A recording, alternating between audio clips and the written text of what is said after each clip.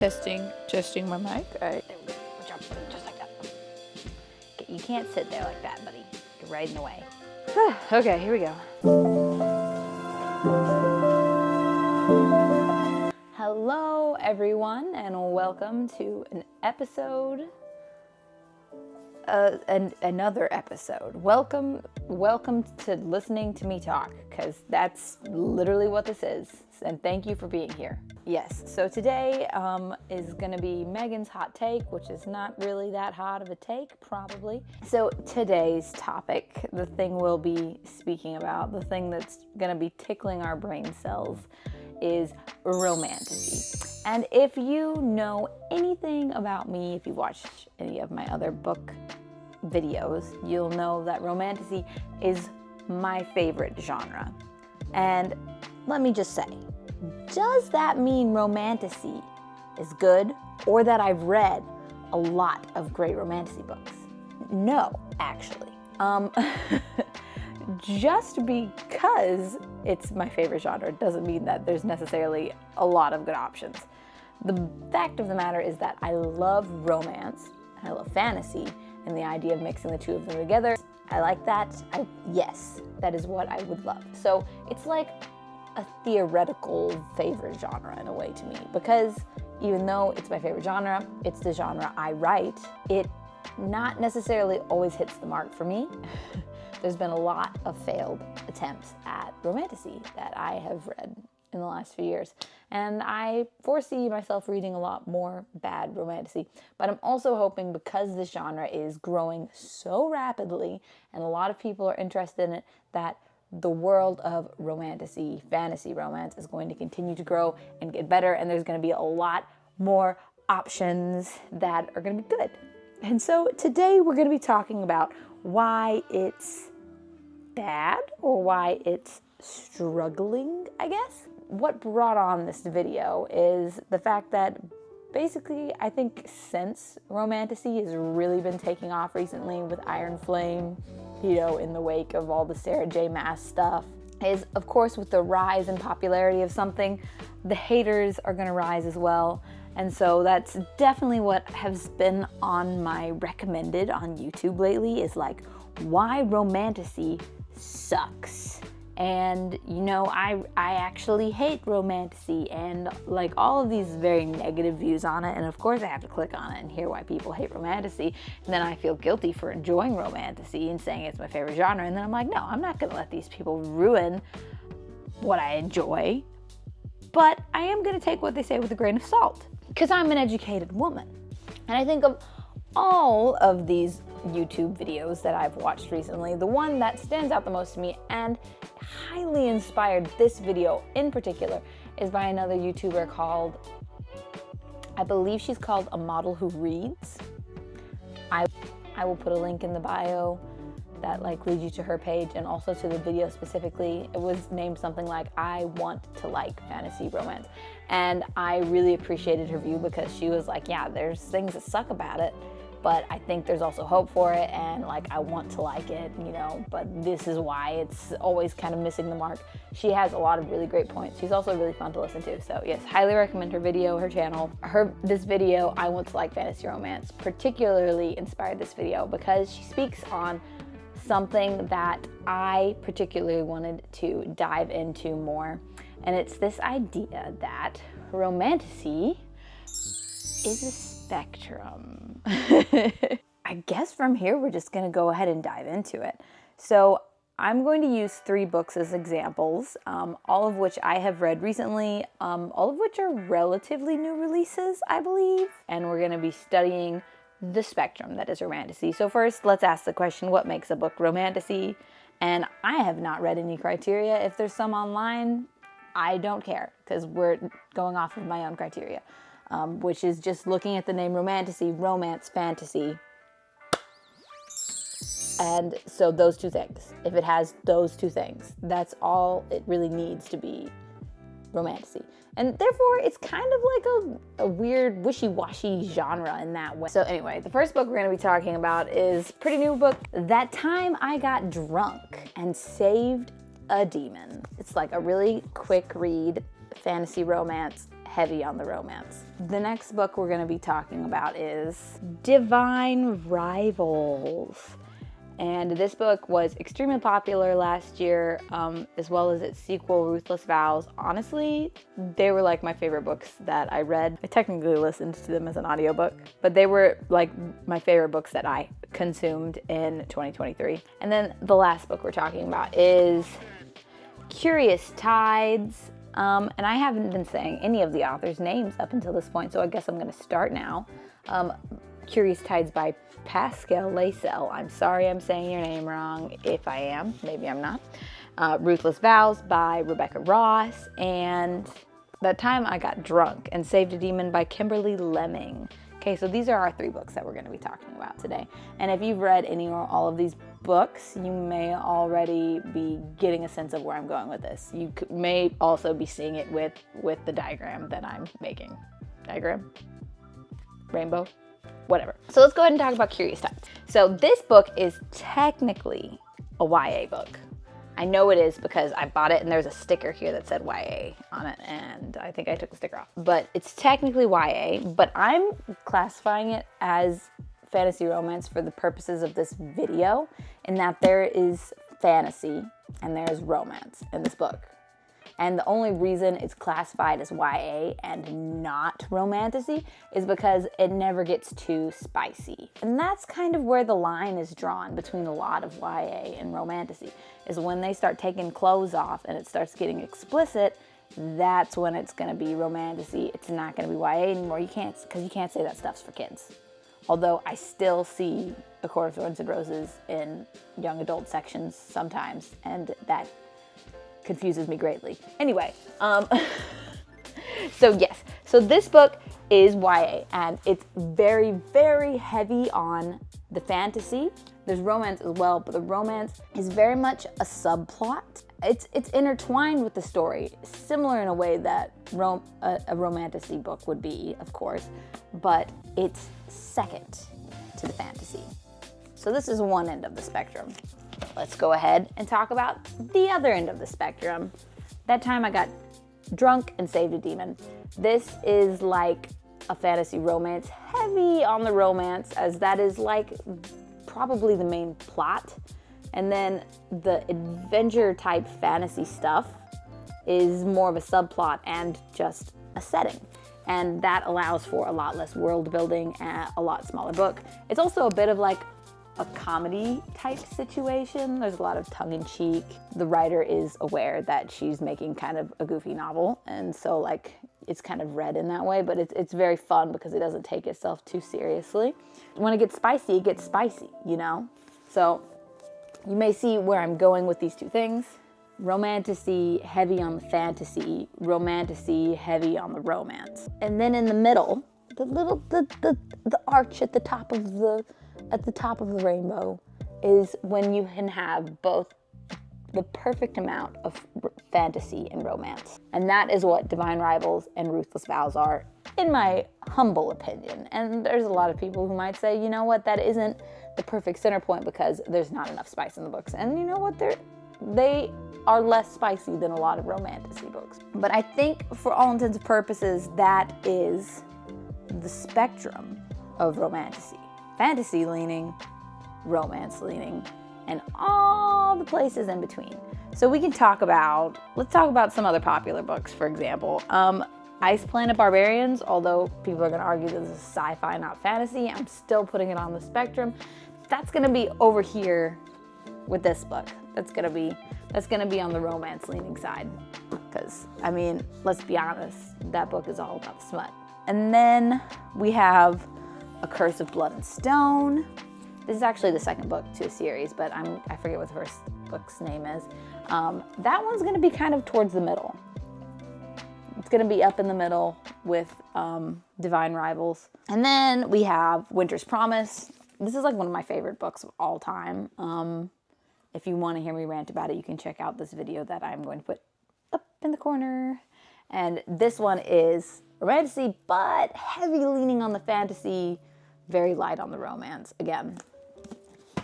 And so I think the whole purpose of this romantasy spectrum that I'm making is so that we can place stuff on the spectrum and so that we can more fully understand why you might like a romantasy book, but your neighbor hates it. Or you might hate a certain romantasy book, but your best friend loves it. Like, because I feel like there are a lot of people very torn. And so I think the way we're going to talk about this is that there's two kinds of writers and there's two kinds of readers. There's actually a third for both of these, and we'll mention them later. But we're going to talk about the two main ones first. The first kind of writer slash reader is the person who is coming from a romance background. This is actually a great example. K.A. Tucker, before she wrote this Romantasy series, she exclusively wrote like contemporary romance books. And if you've ever read a contemporary romance book, you know how it differs from fantasy in that it is, it takes place in modern day. They're going out to eat dim sum. They're drinking coffee. They're talking about why this guy didn't text them back. They're going to do yoga. They're living in the city. They're doing business meetings. They're talking about doing charts and flows, all while falling in love. And that's kind of the setting and the side plot of a lot of romance novels, stuff like that. A writer who comes from that background decides, you know what, I want to write another romance book, but I want it to have dragons. Okay? You're going to get books like this. And you know what? I don't know what Rebecca Yarros wrote before she wrote Fourth Wing, but I could see that for her as well. Like, I could totally see her having come from a contemporary romance background. And so now you have people who are kind of talking and interacting in the same way that they do in a contemporary novel, where they're like, oh my gosh, I can't believe he said that to me. But they're doing it with dragons in the background now. And so, so a person like me, who is a reader who came from a romance background, is gonna see that and be like, I'm okay with that. Yeah, I can deal with that. I can deal with the people still talking the way that I'm used to them talking in modern day society, but with dragons and other like crazy, fantastical stuff. And of course, the guys are going to be hotter now because they have fantasy things affecting how hot they are. And yeah, I'm down for all of that. And I think a lot of people are. And that's why there's this huge surge in popularity of romantasy. Yes. Okay, so those are our first type of reader-writers. The kinds who come from romance and then move into the romantasy sphere. And so they are really okay with that, but the books that they might be less okay with is a book that's kind of like this one that has so much world building and so much explanation of the magic system and explanation of like people and cultures, and like there's a lot of that, making it a thicker book, a lot more to read, and it takes a while to get to the romance part of the book. I know that I do deal with that. Like, even reading this book, there was times where I'm like, oh my gosh, it's slow. But that's how fantasy is. That is like literally a part of the description of what a fantasy novel is. You get where I'm going. Do you see the connections I'm making? I hope you can understand the connections I'm making, because I'm feeling a little lost for words. But I think I'm communicating. Fingers crossed. Okay, moving on. So now we're going to talk about the second type of reader-writer, the kinds who come from a fantasy background. And you can already guess where this is going, because it's literally just the opposite situation of what we talked about. So people who come from a fantasy background, if a person decides they want to make a romance book, but they've come from a fantasy writing background, I feel like it's going to be hard for them to make romance the center of the whole book when they're so used to doing so much world building and so much, other stuff that you do when you make a fantasy book and fill up hundreds and hundreds and hundreds of pages. And these people, who I often call the snobs, you know who you are. I'm just kidding. But readers who come from a fantasy background are often the people who have an issue with romantasy. And that is because they're used to the world building and the character building and like being so deeply involved in this like culture, in this world that this fantasy novel is creating, that when they read a romantasy book that is written by the romance-leaning author and the character goes, oh my gosh, I can't believe he spilled his drink on her. It's an example, all right? This is an example, I'm sorry. They're gonna be kind of taken out of it because they're gonna be like, why are they talking like a modern day human? And they might be taken out of it for lots of other reasons that perhaps a fantasy reader would claim is incoherent in a fantasy type world, fantasy type novel, you know, stuff like that. They also may be like a little freaked out by the fact that the main plot is romance. And like, there's a lot of really big extreme things happening in this world, but the main characters are like more interested in like, you know, boning each other than killing the evil dragon. I don't know. Dragons, I just keep going back to them because they're a great example of fantasy for some reason. So anyway, you're getting where I'm coming from, right? The readers and writers, it just depends where you come from and which side of the romantasy spectrum you land on when you pick a book. That's gonna affect whether you like it or not. And so I think that leaves so much room for people to like and dislike these books. The third people that I mentioned earlier are people like myself, the reader and the writer, honestly. These are the people who started with romantasy, and they are new because, I mean, romantasy, the genre in itself isn't new. It's just kind of the title is new, right? For me, even as a youngin', I didn't want to read a book that didn't have a romance plot in it. Little old me read all of the Percy Jackson books as a kid, waiting for Percy and Annabeth to kiss. I don't even remember if they kissed. That's how anticlimactic it was. But like literally, I feel like I was not reading those books for the storyline. I was reading it because I wanted Percy and Annabeth to get together. All that to be said, I have always loved fantasy and romance specifically together. I've never really liked just the romance genre, and I've never really liked just the fantasy genre. I've always wanted my books to have both of them. And when it comes into writing as well, it's the same. For me, I've always wanted to write a romance, fantasy, those two combined. And so for me, I don't have just a romance background or just a fantasy background. I kind of have just a romantasy background. And I think now with this huge surge in popularity of the genre and people who maybe haven't been into reading for a long time or maybe never before are picking up books and enjoying them, there's going to be a lot more people like me who are in the third party who are starting with romantasy. And I feel like that's going to open doors for hopefully the genre to improve a lot. Fingers crossed. And so there is my little quick take on romantasy and just kind of how I've been thinking about it lately. I wanted to share that with you guys.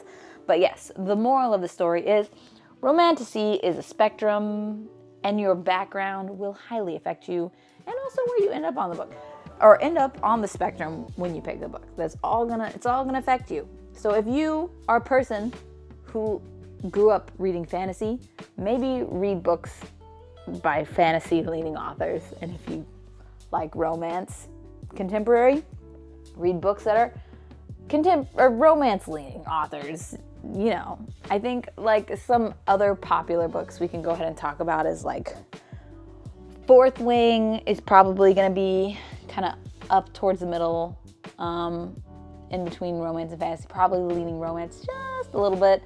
And then more than that is going to be A Court of Thorns and Roses, those books. Zodiac Academy. It's considered popular, but ew, those books are awful. I don't want to rate them on my spectrum. I don't want to put them up there because I feel like it will ruin the spectrum. And I honestly don't even know where to put it. I guess romance for that one too, leaning romance. A lot of these books are reading romance. And these are the books that get highly critiqued for the reasons that I've spoken of before. Whereas like another book that is leaning fantasy, A River Enchanted could go over there. Three Dark Crowns you could put over there. Or A Far Wilder Magic by Alison Saft. That's another book you could put over there. If it has fantasy and romance, it can fit on the spectrum. So yeah, tell me how you guys feel about this spectrum of romantasy that I've created. I hope that you've enjoyed this video as much as I have had making it, I guess. Yeah, thanks for coming along with me and experiencing all of this stuff. Please like and subscribe, leave a comment, tell me how you're feeling about this book. Do you love Romantasy? Do you hate it? Where is your background coming from? What books are you often picking up? And how is that affecting you? Let's all hope and pray that Romantasy will continue to improve and we're gonna have more books like Divine Rivals. Thank you guys. Bye.